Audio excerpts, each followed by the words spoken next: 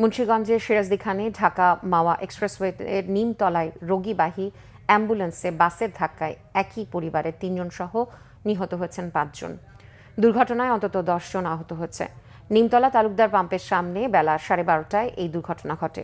Police জানায়, ঢাকাগামী একটি অ্যাম্বুলেন্সের চাকা পাংচার হয়ে গেলে ঢাকা মাওয়া এক্সপ্রেসওয়ের ওই পাম্পের সামনে অ্যাম্বুলেন্সটি চাকা বদলানোর জন্য থামানো ছিল। সে সময় পেছন থেকে ঢাকাগামী গোল্ডেন পরিবহনের যাত্রীবাহী একটি বাস অ্যাম্বুলেন্সটিকে পেছন থেকে ধাক্কা দিলে ঘটনাস্থলে নিহত হয় এক নারী। এ সময় আহতদের উদ্ধার করে ঢাকা মেডিকেল কলেজ হাসপাতালে পাঠানো হলে সেখানে চিকিৎসাধীন অবস্থায় ৪ জনের মৃত্যু হয়। প্রাথমিকভাবে ধারণা করা হচ্ছে হতাহতরা মাইক্রোবাসের পেছনে দাঁড়িয়েছিল, আর সে সময়ই দ্রুতগতির বাসটি তাদের চাপা দেয়। এদিকে চুয়াডাঙ্গার দামুর হুদার কার্পাসডাঙ্গা এলাকায় বেপরোয়া গতির মোটরসাইকেলের ধাক্কায় নিহত হয়েছেন এক নারী। আটক করা হয়েছে মোটরসাইকেল চালক হৃদয় আলীকে। জব্দ করা হয়েছে মোটরসাইকেলটি।